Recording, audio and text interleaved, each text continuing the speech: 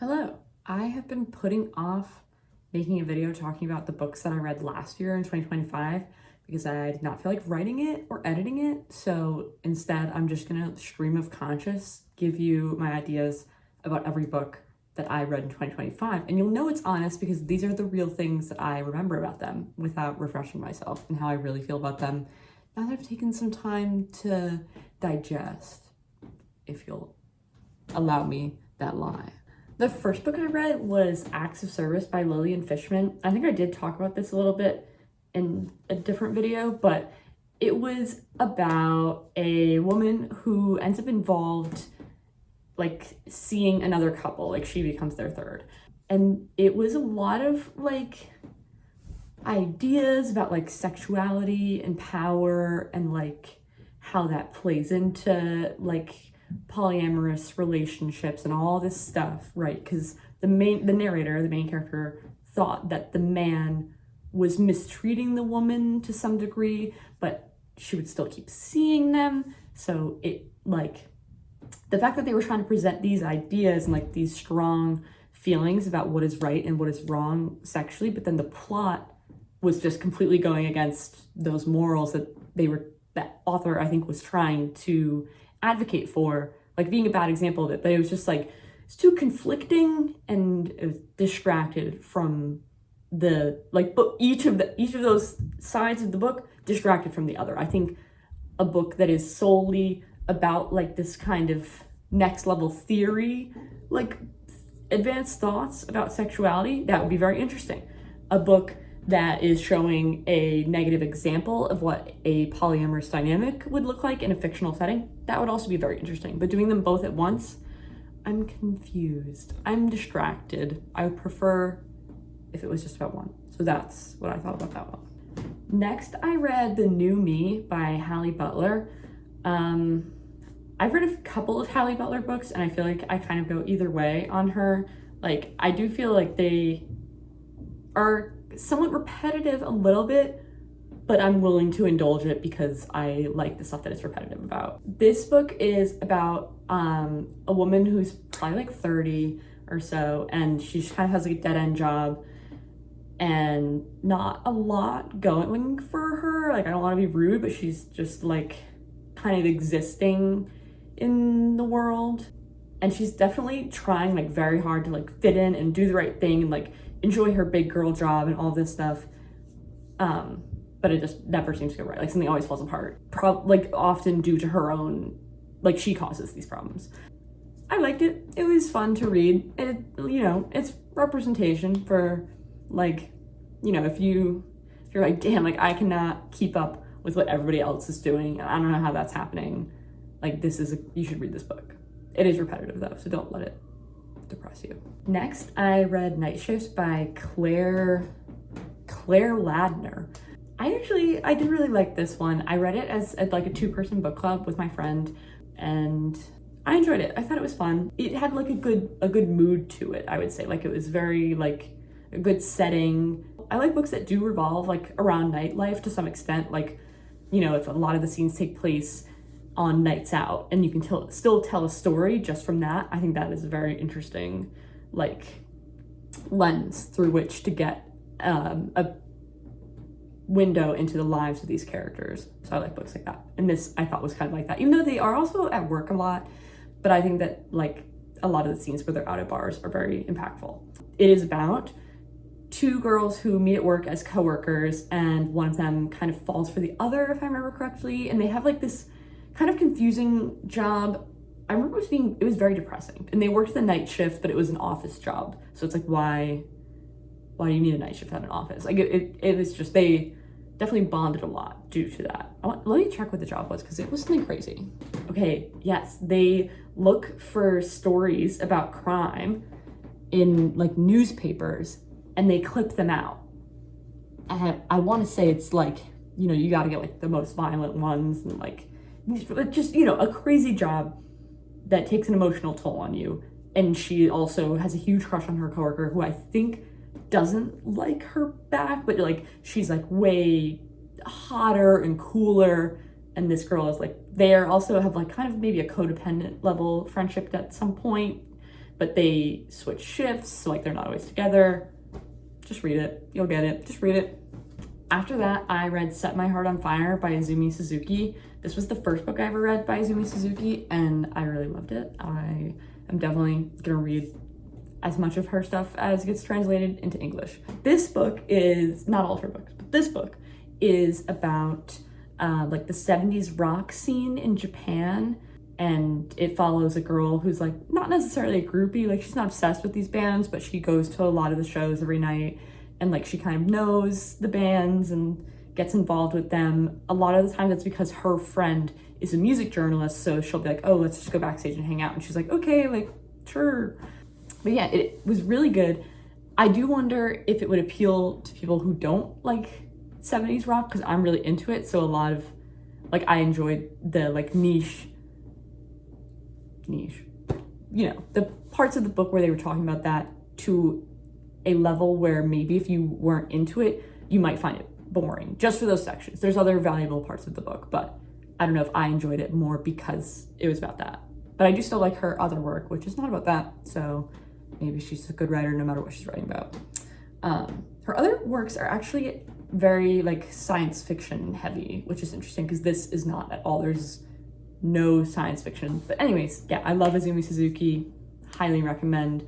Very like bleak, at least the translation that I read, very like straightforward sentences, kind of like Joan Didion a little bit if you're into that. But I like Izumi Suzuki more than I like Joan Didion. So after that, I read You Again by Kate Goldbeck. I honestly don't know why I read this. That is not something that I would normally read. It is a rom-com of sorts. I've seen people claim that it's based on When Harry Met Sally, and like it is set in New York, and they are a little on again, off again, and like friendly, but it didn't like follow the plot exactly. It was like When Harry Met Sally, if When Harry Met Sally was just a completely different thing. She is a comedian, not a great one. I don't know. Whenever a book has a comedian character, I'm like, either they have to be funny or just don't write the comedy. Like, it's okay if you're like, and then I did a set. Like, cool. I would prefer that to like the author writing a set and like clearly they're not that into comedy. I don't want to be rude. It just wasn't funny to me. But putting that aside, he's a chef. You know, they're on again, they're off again, and that keeps happening. My problem with this book was that I'm gonna check how many pages. It is crazy long for what it is. It is 448 pages, and it is genuinely like an on again, off again romance. Like at some point in those nearly 450 pages, it's like, okay, they're probably, like if they're on again now, I bet in a couple chapters they're gonna be off again, and vice versa. Like, enough.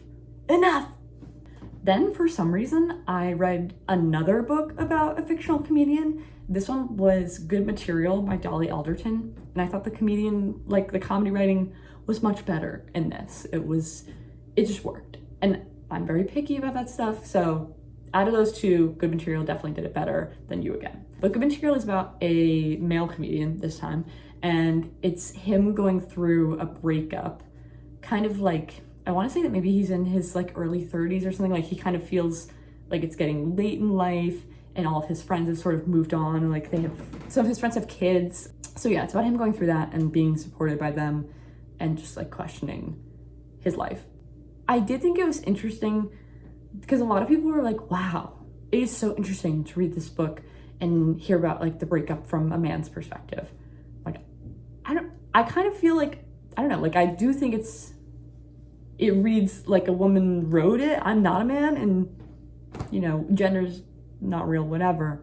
But I just kind of felt like reading it being like, no, I can tell a woman wrote this. This is what she imagines the perspective of a man going through a breakup would be. So I would be interested if like any men do actually read it, what their opinions are on it. Like, do they agree? Do they think it's a good representation? Or do they feel like it's not really accurate? Because I don't know. I can't read it from a honest male perspective.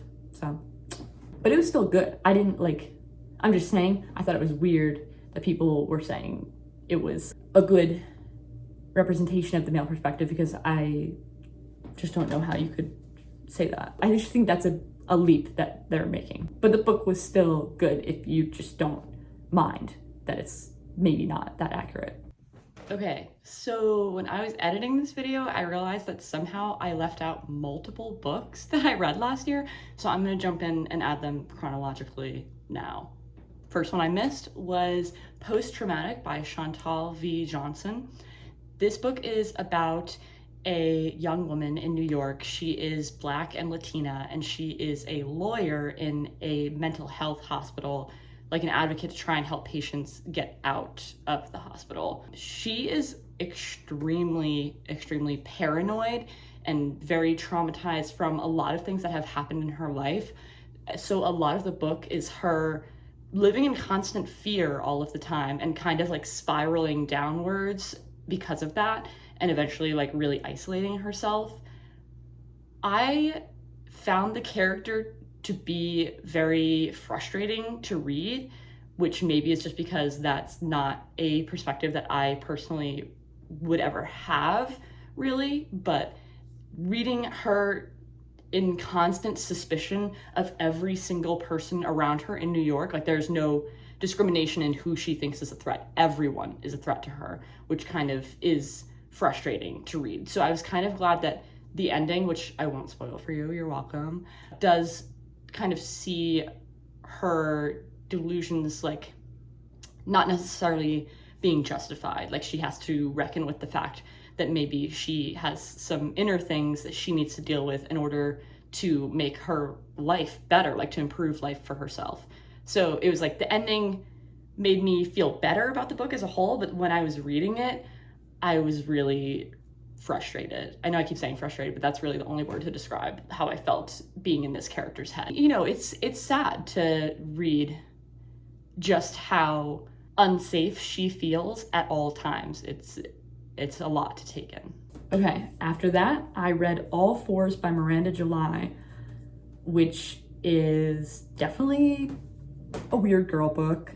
And I am on board for a lot of weird girl books. I think when they stretch like this weird, that's where I kind of fall off and like get a little bit lost there. Like Hallie Butler, I think I'm okay with that level of weird girl. This, I'm like, okay, we have to rein it in. We need to rein it in.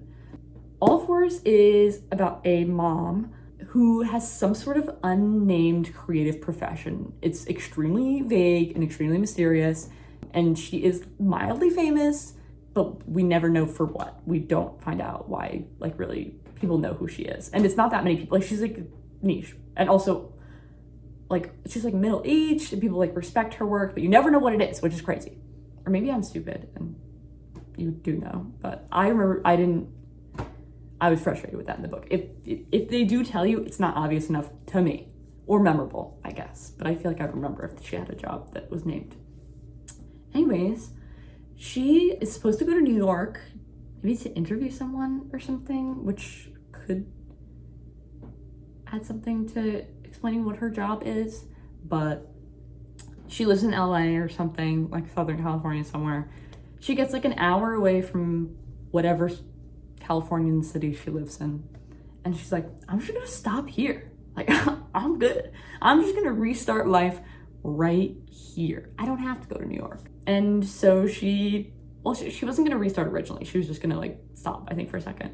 But she sets up in this motel room, completely redecorates the entire thing because it has a renovation done. Because don't forget, she's famous. She's a little rich. She can renovate a motel room if she wants to. And they agree. She like pitches it to, you know, the front desk people, the concierge, and they're like, okay, like if you're gonna pay for this, great. Like we're happy to have a remodeled room. She has it remodeled by the wife of a man that she fell in love with, like instantly, at like I think a car rental company. I don't know why she's at a car rental company. I don't remember. It doesn't matter. Maybe she rented the car. Whatever. Yeah, so she is in love with him. And so in order to see him more, she lets his wife make over this motel room. This book was extremely fucking weird. So much stuff happened that like didn't need to happen. I don't want to spoil anything crazy for you, so I'll just say one thing. I wrote a letter to my friend halfway through this book. I'm halfway through. I said, hey, I'm reading All Fours by Miranda July, and I think that you would like it. I think it's a good book. Send that letter off, read another chapter. In this chapter, her and the car rental man cannot sleep together because he's married. He will not consummate their love. However, she convinces him to either she pees in his hands or he pees in her hands, and like they're like, you know, like collecting it, and it's very charged with energy, that scene. And I was like, damn, I cannot believe that I recommended this book to a friend, and if she reads it, she's gonna think that I would recommend something that has this in it. I would never, or at least not. I would give a little warning. I would say, heads up, halfway through there's piss kink in it, but I didn't know yet. So yeah. Anyways, that's just an example of how strange this book can be. But I think it's about motherhood. It's about identity in like middle age as you're getting older. I think it was a little bit about menopause, if I remember correctly. So yeah, if you're into that and you're down for weird, this is the book for you. After that, I read She's Always Hungry by Eliza Clark, and I thought that it was phenomenal. I thought it was amazing. It is a short story collection. It's kind of like, I would say some of them are horror. I don't remember if they're all horror, but they're definitely spooky, dark, and not like too scary. Just like fantastical elements that are almost gothic, I would say, in their fantasy. I'm not a fantasy expert, so if that's not like acceptable category of fantasy, I don't care. But anyways, I still liked it, even though it was fantasy. I'm not really into that. I usually read like straight up literary fiction, no genre. Get the genre out of my book. So whenever I enjoy something that has some like science fiction, fantasy, horror elements, that's very rare, I'd say, for me to enjoy something like that. But I did enjoy this. Eliza Clark's other books, I read Boy Parts, loved it, amazing. And then I tried to read, what was it? Was it Penance? Is that what that book is called? Let me check. Yes, Penance. I tried to read Penance, and I was like, damn, this is fucking boring as hell. And you know, it seems like a plot that I would like, but I feel like I got pretty far into it, like maybe like a third, and it was still boring. Like I was waiting for the plot to really get going, and it hadn't started yet. Also, one of the characters, we don't have to get too into it, but that book is kind of like a crime mystery thing, but they know like kind of who did it already, and it's a journalist investigating the murder. Or maybe they don't know who did it, but it's a journalist investigating. A lot of the book is from his perspective. Maybe it's just because like I work in journalism and I don't want to read about it. Like I do not want to think about what a journalist's thoughts are. It's just, you know, now the work's at home. And I'm not even on the journalism side, but I was not interested in the workplace politics of his newsroom. So anyways, back to She's Always Hungry. It was really good. I really liked it. One that I remember very well is the one about mermaids, and I think that one was my favorite. So when you read it, just know that. Then I read Never Let Me Go by Kazuo Ishiguro, and I didn't care for it that much. I'm sorry to say. I know that that's probably a controversial opinion. The only reason that I even read it is because it's so popular. And it's very popular like among people who prefer literary fiction, even though it is science fiction, speculative fiction. I say speculative. But yeah, people who like literary fiction really like it. So I was like, okay, I'll give it a shot. Just didn't really care about it that much. I don't know if maybe there's like too many characters, like the kids when they were younger, that I was kind of like overwhelmed with that. And also I didn't totally know the plot twist ahead of time. Like, I don't know if I knew exactly what was gonna happen, but I knew it was really sad. And I kind of like, I had a feeling that something was going on like that. So maybe if I went into it which is why I'm not telling you what the plot twist is, if you don't already know, then you're luckier than me. Maybe you'll enjoy it more when you read it because you'll actually be surprised by what happens. But yeah, it was sad, but I also didn't find it I didn't find it that impactful because I didn't find it that realistic, which maybe is my problem with like science fiction and speculative fiction. But I was like, I can't imagine a world where this would ever happen. So why would I care? Like, if about these characters and what happens to them, because this would literally never happen in real life. So, you know, that is probably my beef with genre fiction as a whole. So, you know, I'm not going to criticize this book for that. That is not a shortcoming. That's a problem with me. Then I read Sylvia by Leonard Michaels. And this was my first Leonard Michaels. Also fell in love with it. I also very rarely read male authors. I don't know why. I don't go out of my way to avoid them. I promise. Just the books that interest me are written by women. Sorry. I know I should diversify. I feel like I've gotten a little more done. In 2024, I only read one book by a man, that's crazy. And I read about 40 books a year. But this year, clearly, I'm getting better. I mean, we already had Never Let Me Go, and now we have Sylvia. So that's 2 in a row by men. There's probably more on here. We'll find out when we go through them. But yeah, I really enjoyed Leonard Michaels' writing. I want to say he was around in the 60s, but I will check for you. Okay, he did start publishing in the 60s, but published for a long time after that. But Sylvia, this book, is set in the 60s, so that's why I was thinking 60s. But I think I read another book of his that we'll get to later this year that I think was actually set in the 70s, so I should have put that together. Anyways, Sylvia is set in the 60s. It is about a woman named Sylvia, told from the perspective of her boyfriend. I guess it's about him. See how woman-centered my reading lens is? But yeah, it's about him and his girlfriend, Sylvia. She is very, very depressed. She is very moody. She's very unpredictable. And he is kind of just kind of stuck in the cycles of being attached to her and wanting to ride out her, I would say even violent spells. She's not violent to a severe degree, but she has, in her bouts of moodiness, there are times when I think she even hits him. Not enough to, I'm not gonna get into the level at which she hits him. You can read it. It's decide for yourself. But yeah, I thought that it was well written. I thought that it was very honest. I'm not sure how much of it, if it was based on him in any capacity, but I could see that. Who knows? But yeah, I really liked it. If you're into books about sad girls, you would probably like this one. And I feel like I don't hear people talk about it that much, so hopefully you haven't gotten to it yet. Okay, the next book I read was one that I also initially forgot to record. It is A Touch of Jen by Beth Morgan. This book is so weird. Super weird. It is about 2 coworkers. I believe they're also roommates and maybe a couple to some degree. Yeah, they're probably a couple, but they're mostly coworkers. That is their main, how they met, I believe. And they are both obsessed with a woman that one of them used to work with previously. And they keep constant tabs on her. She's very active on social media, and so they're always checking, and she kind of plays into their life, even though she's not present for a lot of it. They are constantly doing impressions of her. They really enjoy pretending to be her in various situations.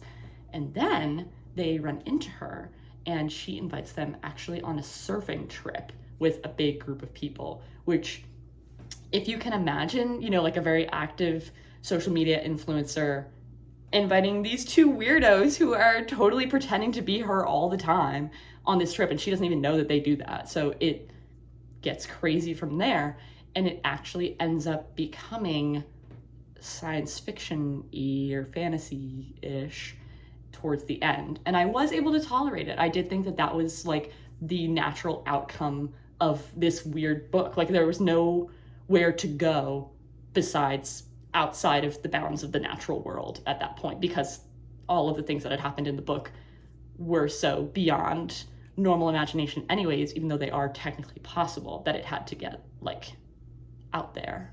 If you love weird books, you should definitely read this. It is super weird. And even though it was super weird, I still was able to really enjoy it.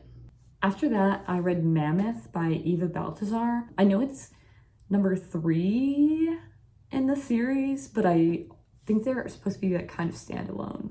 This was the first one that I read. So I don't know if maybe I would get it more if I read them in order, but I am pretty sure you can just read them on their own. Hi, I did a horrible job at explaining this book, so I'm gonna explain it for you now, hopefully better. It is about a lesbian who lives in a city and she's kind of disenchanted with life and she decides to move out into a very rural area, into the countryside. She lives in a house totally by herself and her closest neighbor is a farmer and she is on a mission. He's much older as well. She's on a mission to get pregnant. She really wants to have a child. So she enters into a kind of like sexual relationship with him. Relationship is like a strong word. She cleans his house. He violently has sex with her. And she does succeed in getting pregnant, which was her goal. And then she decides to completely cut him off. She wants to isolate and just be in this house by herself alone for the full 9 months, basically, or at least the later half of her pregnancy when it's like when she's visibly showing. And give birth in this isolation almost. It's a very short book. It is under 150 pages. So I kind of felt like that was just a lot to be happening at once. So it kind of lended almost like a fever dream lens to the book because of how much went down and just how serious the situation was that she had gotten herself into, where she was, you know, she's hibernating while seriously pregnant. She's hiding from the man who is the father of this child, and he doesn't even know that she's pregnant, I believe. And that's a lot to be happening in under 150 pages, to the point where it was hard to take serious, and it felt like very dreamlike, like, you know, like a trance state of unrealistic events occurring. Then I read Play It As It Lays by Joan Didion, another like untraditional pregnancy book. Spoilers. Sorry. It was fine. I read it as a 2-person book club again, and it's an actress woman in LA. She is also very depressed. She goes for a lot of long drives. She hangs out with the Hollywood elite, but she doesn't really care about anything. She doesn't feel like being there. She has a daughter, maybe like 7, 6, like around that age, who was taken from her. It's not explicit about how that happens, but she's in some sort of institution, I think. It's not totally clear. And yeah, so the woman is very sad about that as well. And then I think she has a miscarriage at some point in the book. It's another sad book, but I also thought it was very like meandering, like kind of just like, oh, I'm going to this party with this like, you know, high up guy, but nobody here is interesting. I'm gonna go home and cry in bed. And then I'm gonna go for a long drive. And like that just kind of bam, bam, bam, kept happening. She's also trying to reach the father of that girl. Like he's worried about her, but he's like, they're not really together. But she's so like depressed that he wants to help her. And so he, you know, is willing to see her and kind of try and support her. But yeah, that's a complicated relationship to be in. And he acts out against her, blah, blah, blah. So, yeah. Then I read OK Days by Jenny Mustard. I read this for the same reason that I read many books, which is because people said that it reminded them of Sally Rooney. And I would agree with this one. I do think that this reminded me a little bit of her writing style. It is about a couple in London. They are together for a long time. They fall apart due to a part of the plot I will not spoil for you, a pretty big event. And it follows them, you know, after their relationship initially falls apart, and how they cope with that and what the steps they take after the relationship and who they are as people then. And they reconnect, of course, as sometimes happens. It was good. To be honest, I don't remember a ton about this book, but I did enjoy it. So it must have just been, you know, a little slice of life read. It's set in London, I believe, and they both have like pretty big overlapping friend group that you get to see them interact with over time. It's also about like just how far people will go to make a relationship work and what happens when that, like how far you would go for the relationship doesn't match how far your partner would go for the relationship, and what unfortunately occurs when there's that gap. Then, and I can't believe I forgot this one originally because I loved this book. It was Carnality by Lena Wolf, which I'm gonna try and remember exactly the sequence of events because it is a very complicated book with a very confusing plot, I would say. So our narrator is a writer who flies to Spain, I wanna say. I'll check. Yes, Madrid. And she meets a man in a bar who really, really desperately begs her for a place to stay. And he says, in exchange, I'll tell you a story that you can write about. She agrees for whatever reason. His story is that he was on a TV show that is hosted by a nun. And they will, on the TV show, solve problems for people. The nun is the one who comes up with the solutions based on what you present to her as your problem. And so he went on the show because he was having trouble with his wife. I believe that he was having an affair, and she also had a heart condition of some sort. She was pretty sick. And so they each individually present their case to the nun and kind of explain what's going on. And the nun comes up with the solution. Her solution this time, that is broadcast on this TV show, and remember, when she comes up with it, you have to do it, is that he sacrificed his heart as a heart transplant for his wife because she needs it, and he was cheating on her, so he deserves to be punished or whatever. So that is where he meets the writer, is he decides to go on the run away from these people that the nun are supposedly sending to hunt him down and steal his heart for his ex-wife. Maybe they're actually divorced at this point, or his current, that woman. So the writer harbors him and gets this story out of him, and it only gets crazier from there. The writer becomes entangled in this dilemma of what's going on. Her and the husband go on a trip together. They commit crimes that I won't spoil for you. The nun continues her role. You get to hear from her a bit, and she ends up writing to the writer and giving her thoughts on various situations. This book was extremely interesting. It kept me hooked the whole time. And it is a little bit outside the realm of what could really happen, but I enjoyed it a lot. I think it asks a lot of questions about morals, about religion, about love and monogamy. I would definitely recommend it, and it totally keeps you hooked the whole time. Then I read Deep Cuts by Holly Brickley, which is a college romance between a girl and a guy. The guy's a musician. The girl is to some level a writer. She's a collaborator with him, at least, on these songs. And they, at some points in life, have a romantic connection as well in a relationship, and sometimes they don't, but they stay in touch for many years after college as well.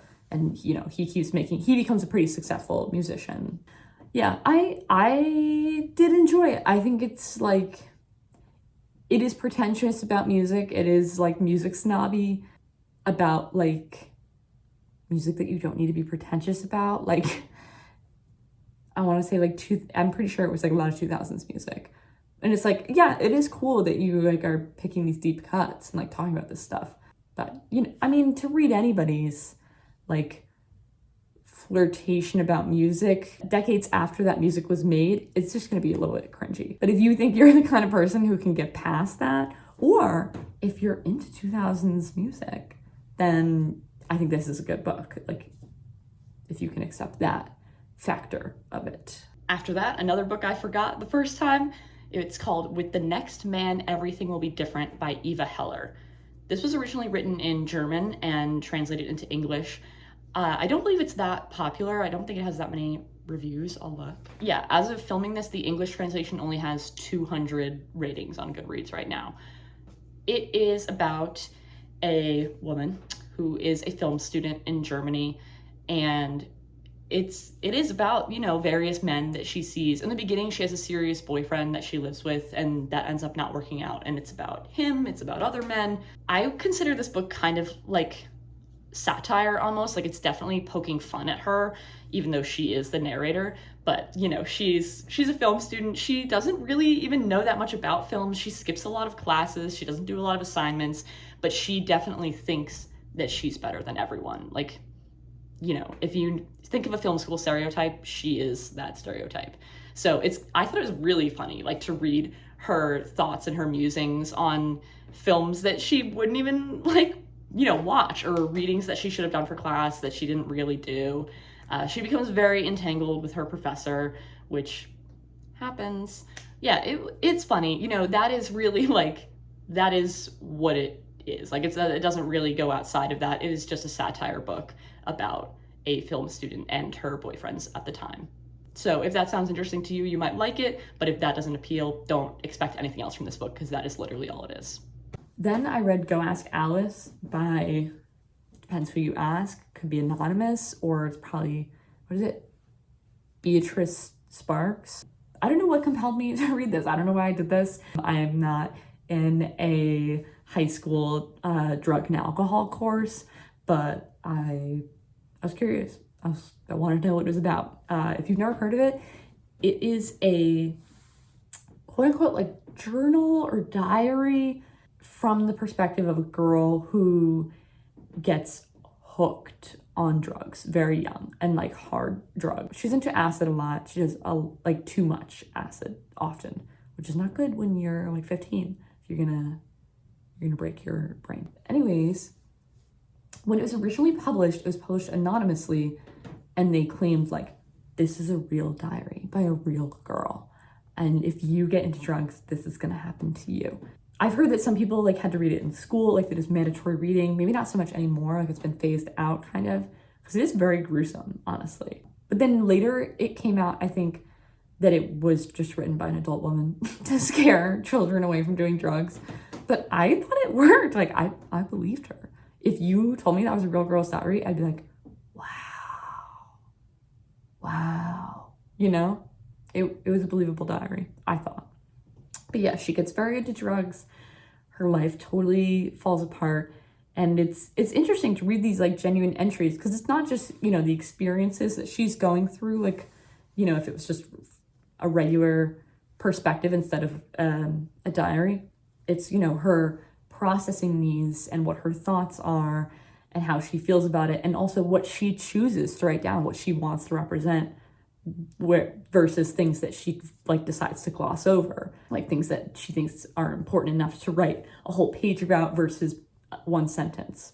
I thought that was utilized pretty well. And yeah, I thought the voice of it was very believable. She ages a couple of years throughout the diary. Like, I felt like as I was reading, she was really aging, like her voice was as well. And yeah, I enjoyed it. I don't even care if it's anti-drug propaganda. I liked it. Next, another book that I forgot the first time around, and I can't believe that I did. This book was so good. It is True Biz by Sarah Novich. It is about a young girl who is really struggling in her like existing school system. At the beginning, she's in public school, and she is hard of hearing, near deaf. I forget if she personally identifies as deaf throughout the book. I think maybe she does. So she's deaf. And she ends up being transferred to a deaf school in order to try and kind of help her improve her schooling, because she was kind of like acting out at her public school because it was hard for her to really understand and keep up with courses that are being taught in a language that she can't access the same way as her peers can. It is a multi-perspective novel of different kids that are at the deaf school, as well as the like president, the head of the school. And this book has so much going on. It covers a truly ridiculous amount of topics. I was able to tolerate that and enjoy it because all the topics that it did end up discussing were things that interest me.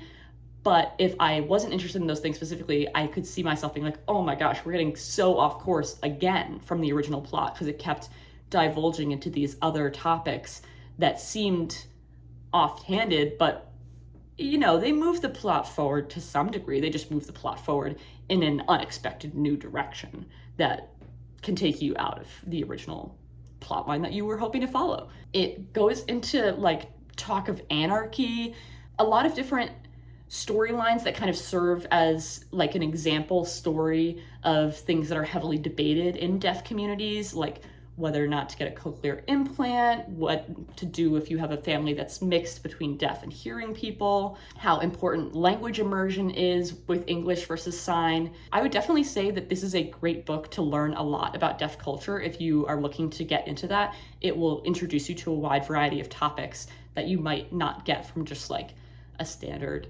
ASL class, I would say. Like, it adds a lot of deaf culture perspective.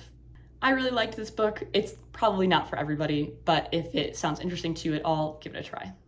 Then I read Valencia by Michelle T. And this was pretty good. I did like it. Michelle T, this is my first book I've ever read of hers, but I know that she's kind of like a big voice in lesbian underground books. But yeah, Valencia is about the lesbian scene in what city?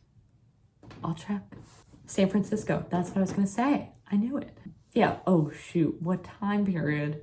I don't know. It was published in 2000, so I'm gonna go with the 90s. Yeah, I said earlier that I like books that like a lot of their scenes are written in like a bar setting and you're kind of getting like a nightlife view of the characters. And this book definitely fulfills that. I feel like books about nightlife like can have different effects. And this one I think falls into the category of like reading this made me feel restless. It made me want to be a lesbian in a bar in San Francisco in the 90s. Like, I wanted to be there having like the fun that these girls were having. And yes, it is a little bit, you know, meandering. The narrator, oh, this is another diary book, I'm pretty sure. Wow, 2 diary books. At least I think it's her diary. But yeah, it's about her girlfriends, her ex-girlfriends, her friends, her acquaintances, people she meets at bars, and just kind of what's happening in her life for a period of time. And, you know, people in this book are very, very loosely employed. They often are like working odd jobs and just kind of spend a lot of time hanging out, per se. Lucky them. I really liked the mood of it. I wanted to be there. Then I read Terminal Boredom by Izumi Suzuki, and this is one of her science fiction books that I really like. It is short stories, and they are very interesting, I thought. It deals with themes of like technology and how it impacts your psyche, which is something that I really enjoy reading about. And I think that it like was very advanced for its time. When she's writing this, what year is it? This was written in 1984. And my favorite story that I'm thinking of that I won't spoil for you, like deals with like technology, like taking over your brain. And I think like explores themes that at the time, you know, you couldn't quite apply it to anything specific, but nowadays I would definitely apply them to social media and kind of like the representation of yourself as an online persona. If you are into like Marshall McLuhan or like media theory, or if you're just generally a conspiracy theorist who doesn't like technology, you would probably enjoy that story specifically. But not all the stories are about technology also. They're about other things too. And I enjoyed all of them. She is a fantastic writer. The translations are awesome. And I really like her characters. Her narrators are very honest. And the people that they meet, I think, are very real. Like, a lot of her characters are very morally gray, but in a way that I think is realistic, like to how real people act. It doesn't sugarcoat people's actions, and you know, like the narrators often are like wronged or they wrong other people, and I like seeing the humanity in her stories. Then I read Remarkably Bright Creatures by Shelby Van Pelt. Not for me, guys. Not for me. I think this might have been the first time that my 2-person book club expanded into a bigger book club with more people. And I do like some of the books that we read in that book club. I'm just a picky person, so a lot of times when I'm in a book club, I don't enjoy the book that we're reading. But I like talking about books, obviously, so I read them anyways. And I'm also in too many book clubs. I should quit some, but I'm always joining them and quitting them and whatever. In this book club, we started with Remarkably Bright Creatures, which is just like a feel-good book that your mom would probably read for like a book club. It is a multi-perspective book about a town, I want to say in very northern California, or maybe it's Oregon, somewhere in the Pacific side of the US in the north. the Pacific Northwest, if you will. And one of the perspectives is an octopus. And I'm not down with that. That's the kind of science fiction whatever that I'm not gonna get behind that. Octopuses cannot talk in real life. Octopuses do not have human thoughts. I don't care if you watched the documentary where the octopus fucking hugs the guy every time he sees him or whatever. They do not have enough thoughts to make up multiple chapters in a book. And this octopus was solving mysteries, was like ending family like drama and disputes. No, I will not allow it. I will not permit that. It was heartfelt, it's touching. It's a feel-good book, but it did not make me feel good. Then I read Green Dot by Madeline Gray. Every once in a while, I just have to read a book about a boring woman who falls for an older man who will never be with her, and that occurs cyclically for 200 to 300 pages. I just have to. They make me read one of those books every 6 months or so. This particular boring woman works actually also in journalism, so I don't know. I guess I could stand this more than the Eliza Clark book, but her job is also not like in the journalism side. She moderates comments on online news articles, and the guy she falls for is an actual journalist, I believe. But he's married. Womp womp. They can never be together. And yeah, that's so sad for her. She reflects on it for quite a while, for actually 200 to 300 pages. Yeah, it was a little too like repetitive for me, but I did think that every once in a while, the main character would spit out one very insightful line that made me be like, wow, like that's deep. Like, great thought. But most of the time she was just super naive and kept being like, no, this time he's gonna leave his wife for me. He's not. He will not. Move on. Yeah, I think this was it set in Australia? Let me check. Yes, it's set in Sydney, Australia, which is what I was gonna say. Yeah, so that's interesting. I've never been there, and it's always cool to read about books set in places you've never been. And I like reading about cities that I've never been to, just because I'm curious what they're like.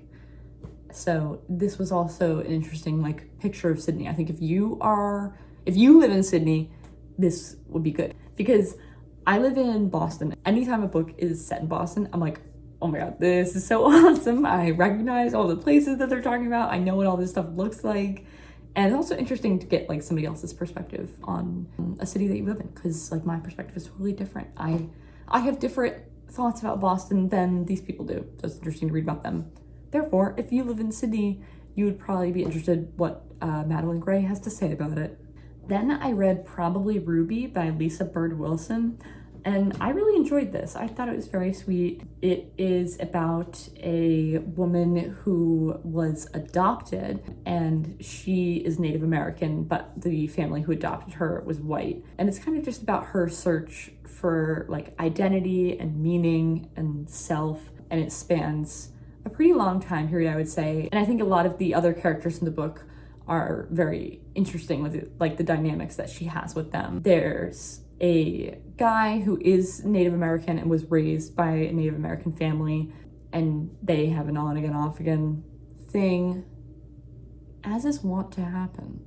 And then eventually at some point she is able to connect with some of her blood relatives, and so she's really like excited to meet them and find out what that's like. And you get, little chapters about what her adopted family was like growing up. And it's sweet. It's very heartfelt, I would say. I enjoyed it. Then for my Octopus book club, we read The Thursday Murder Club by Richard Osman, the original one. I think there's like 1 million of them now. But the first one, it's about old people in an old people home, and they solve a murder. So cute, so quirky. Not for me. If you think Knives Out is high cinema, you will love this book. And then somehow I didn't read any books between that book club book and the next book for that same book club. But next, that book club read Tell Me Lies by Carla Lovering, which I don't know why I read so many on again, off again romance books this year. Maybe I need to change it up. My real life isn't even on again, off again. But anyways, this is about a couple at a college in California, I think, and he's awful. He's real garbage. She's garbage too. They just are bad people, and they should not be together at all. He often has a girlfriend who is not her, but they still sleep together. Sad. And then, this is a spoiler, so if that summary sounded so intriguing to you that you're gonna pick it up, skip the spoiler. But if you're not gonna read it, they are both from Long Island, and they went to high school in like neighboring towns. So they didn't meet, I don't think, but like they had mutuals. And in high school, one of her friends died in a car accident. And then it's revealed that he actually caused the car accident while he was drunk. Him and that girl, maybe he was driving. I don't remember whatever happened, or maybe he hit her. I don't know. Whatever happened, he caused this car accident that killed this girl's friend. And you find that out like pretty late in the book. And then, they're on again, off again forever, and they reconnect years after college at a wedding. And she knows now about this, and she doesn't bring it up. She doesn't cuss him out for doing that, for never telling her. She just moves on. She doesn't say shit about it. Wouldn't you want to bring that up? Wouldn't you want to be like, hey, I heard about this thing? And he's trying to get with her. He's being schmoozy, like, he's being, like, he's asking for it. He's asking for that to be brought up. I would bring it up, but I would bring up everything. So, but yeah, that made me disappointed. I needed there to be an ending where she confronted him about that, because that's huge. We can't ignore that. We cannot move past that. Not that they move past it together, but we gotta speak about it, Then I read Hysteria by Jessica Gross. I did not hate this book, but it's a thing, it is really focused on this one idea, and if you're not down for that, you will not enjoy. And that idea is Freud in the modern day. For some reason, this crazy woman goes to a bar, and she's convinced that the new bartender is Sigmund Freud.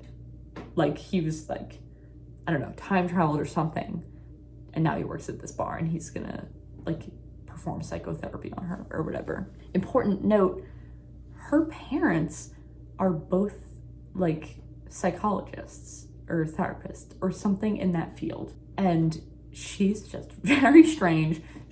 This man is not Freud. The book is not about what if Freud was a bartender in New York in the modern day. This book is about what if a crazy woman thought that was happening, but it's not. She's also a teacher, which I found disturbing. There are very few scenes of her being a teacher, but like sometimes she'd be like, oh, and then I finished grading the papers. And I'm like, oh my God, I forgot you're a teacher. Like, you're insane. You cannot be like teaching America's youth. So that, I don't know if that added to it or subtracted from it, but it was shocking every time that I was reminded that she was a teacher. But yeah, she is, I would say, a sex addict. She's like sleeping with literally anybody, anytime. Like, she's cruising. And it's a form of self-harm, maybe you could say. Like, it's definitely not out of pure horniness. Like, there's something going on. So she has a total breakdown, thinks a random man is Freud, and that's the whole book. And the interactions with her, like, therapist parents are so embarrassing, which obviously, if you're writing a book where you're imagining that Freud exists, the character has to have a crazy relationship with their parents, because that's the point of Freud. The fact that this book even exists and like was written, if Freud was alive for real, he would have a field day with that. It's crazy. Like, I can't believe that this exists. But I read it, so somebody's reading it. And then I read Sunburn by Chloe Michelle Howarth. And if you want me to read a book, the only thing that you have to do is tell me that it is like Sally Rooney. And I'll be like, okay, I'll pick it up. Let me go to the library right now. I'm gonna get a copy and speed through it. And so that's why I read this, because people were saying that. I disagree, but I am a disagreeer in general, so maybe you would agree with that statement. This is about lesbians in Ireland, two specific ones, and it is from their like childhood, like elementary school, all the way into like 20s. It's very like yearning, you know, when you're that young, you don't even know like, you know, why am I obsessed with this girl? Like, all, you know, she had to find her, the narrator had to find herself and discover her sexuality. So that was an interesting aspect of it that I enjoyed. A lot of the book is long passages by the narrator that are just beyond obsessing over the details of her infatuation of this other girl who luckily is also gay, and just like talking about like her skin is so beautiful and glowing, and like it's very nice prose. Like it is well written, great like yearning descriptions, but it is so much. It's like pages and pages over and over and over. And I'm like, okay, but like, can we get to the plot? Or like, can we find out instead what the other girl's thinking? Like this, I can't read any more of this one, of the narrator, like just obsessing over this girl. It was just too much. It's beautifully written, but I was like, okay, I get it. Like, she's the love of your life. What happens? What happens next? Like what's the book about? Not to say that there was nothing that happened, because stuff happened, but I don't know. It wasn't for me, but it was okay. It was an okay read. Then I read The Map That Leads to You by J.P. Moniger, who I think is another man. Wow, male author alert. I don't know about this one. It's a romance. Maybe I do read a lot of romances, you know? You guys caught me. Maybe I did. It's like a travel romance. They meet on a train in Europe. It's a guy and a girl. I think it's also like probably a movie, so I'm sure you know the plot, honestly, but I don't keep up with movies, so I didn't even know that it was one when I read the book. They meet on a train in Europe. They travel together for a bit. She's just kind of like living it up before she has to start her full-time job, and he is following his grandfather's journal from when his grandfather explored Europe after World War II ended, I believe. A war over there. Yeah. I didn't like buy their connection right off the bat. Like there's these scenes where when they meet on the train where supposedly it's supposed to be like flirty banter and like you're seeing them like totally fall for each other instantly. But I just didn't buy it. I thought that I thought their jokes to each other were like not that funny. And like, I just didn't think they had that deep of a connection to the point where I would, like, if I was one of them, I would not chase the other around Europe for months, however long they spent together. And then they're so in love based on that like cringy flirting that he decides he's gonna move to New York with her. He's from Vermont and she's moving to New York like for her job, but she's not from there. Like she's moving to the city for like a finance job.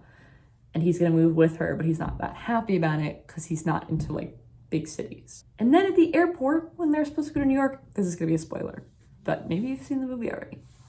He leaves her. No, not a word. She like doesn't hear from him as far as she's concerned ever again.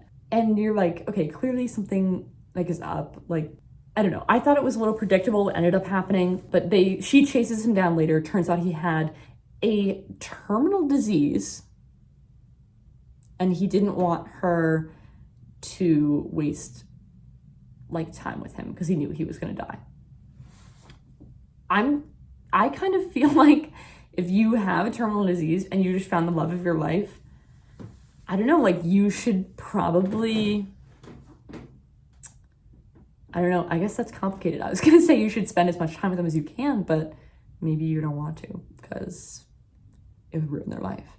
But, you know, she tracks him down. She makes the same decision that I would make, which is spend as much time as possible together before he passes away, which you don't even get to that part. They reconnect. He explains what happened. She's like, I'm going to stay with you. Bookends. The writing is also pretty pretentious. I mean, you know, it's two young people traveling around Europe. they're free, you know, of the constraints of their life for the time being. And they're pretentious. But, you know, if you can get over that and you're into like cringy flirting, this could be the perfect book for you. Sorry, I spoiled it. Then I read Heart the Lover by Lily King. I was pretty excited for this because I did really enjoy Lily King's other books that I have read, which is Writers and Lovers and 5 Tuesdays in Winter, which is short stories. I haven't read her other books yet, but I really liked those two, so I was excited for Heart the Lover. This book spans a great length of time, and it is about, at first, a love triangle between 3 people. That's what a triangle is. Between one girl and 2 guys. They're in college together. I think the 2 guys are in like an honors program, and she's just like normal, getting an undergrad degree in whatever, maybe English. Yeah, probably English. And they connect. The 2 guys live together. They actually live in a professor's house that they're like watching while he's away on sabbatical or something. And yeah, so she has a love triangle with them, whatever. It ends badly due to, believe it or not, religion. And also, you know, it's a love triangle, like whatever. Second half of the book, she has a family now with an unrelated man, not either of those 2. Her son is very, very, very sick. He has brain cancer, maybe, or like some sort of like tumor in his brain that needs to be removed that makes him have seizures or something. It's very sad. So that's happening. And she's a writer also as an adult. To the point where you're kind of like, okay, is this book about you at all? Also, if you've read Writers and Lovers, actually, if you haven't read it yet, skip forward a few seconds because I don't want you to know this. But if you have read it, I cannot believe that they were connected. I was shocked. I don't know if I'm stupid and everybody knew that ahead of time. I had no idea that these books were going to be connected. So when she said her husband's name and like started to reveal like her life after college, I was so surprised. And also a little bit happy because I did like finding out more about that character from Writers and Lovers because I liked her. And Writers and Lovers was also just such like a short slice of this character's life. And now we have a huge chapter before that and a huge chapter after that. And I liked that we were expanding on that character. I missed her. I did really enjoy this book. You know, if you've read any Lily King, you'll know like what you're getting into. It's a little bit pretentious. It's a little bit dry and like boring, but the writing itself is very interesting. I like her use of words. I like the emotions that she explores, even though they're often dark in a way that you would think is almost to an unnecessary level. But I think she does it well. Then I read Frankenstein by Mary Shelley because I saw the movie and I wanted to know how it compares. Usually I read the book first, but I didn't know I was going to see Frankenstein, and I saw it and I was like, oh, what is the book like? It's pretty similar, not totally exactly the same. You know that. But yeah, it was fine. I'm not that into classics, so it took me a while to get through, but I liked it. It's moody. It asks questions about humanity and pain and creation that are important. And, you know, it's a historical text for the time and very important. So I'm glad that I got around to reading it and I know what it's about and what the whole deal is with that. Then I read The Men's Club by Leonard Michaels, and I really, really, really enjoyed it. I'm pretty sure I gave it 5 stars. It's perfect. It is a perfect encapsulation. It is a perfect book that takes place over the course of one night, which is very hard to do. It is hard to summon that much interesting content out of one singular night, which this book does. It's about a group of men in California, could be Berkeley. Yes, it's Berkeley. Wow, I'm so good at remembering where books are set. I can't believe I'm keeping up with all that. Anyways, these men want to start a quote-unquote men's club to compete with women's clubs at the time, this is in the 70s, did I say that? So women's clubs were discussing like politics and current affairs and things like that. And so they were like, we're gonna make our own. Like, just you watch. We're gonna do our own men's club. We don't have to get into the, like, you know, is that a necessary thing to do, or is that a little bit like, you know, lots of places are men's clubs. They exist. You can go anywhere and talk about current affairs and stuff. So chill a little, but whatever. But they make one. This book is just about their first ever meeting, which it's eventful. It is very eventful. They stay up all night and they get up to a lot of shenanigans, and it does a great job at, I think, as a woman, at portraying like masculinity, and they swap stories like about their lives. And, you know, a lot of them are like hesitant to really let on the full truth of their stories. And that like often comes out. And, you know, they end up, I don't want to spoil it because I think the way that the night plays out over time, like how they act as it gets later and later, really says a lot. It's very much like, I want to say even I would compare it to Lord of the Flies, which is very extreme. Like obviously their, you know, behavior changes a lot because they're stranded on an island for a long period of time. But I think that this book is like, if you put a bunch of men who, they don't know each other very well, by the way. They're like all connected kind of through the host. So some of them like have acquaintances in the room, but they don't all know each other. And putting them all in a room for one night and letting them do whatever they want and allowing them to kind of like, on some level, compete with one another and like try and show like displays of like macho or masculinity, whatever you want to say, is very interesting.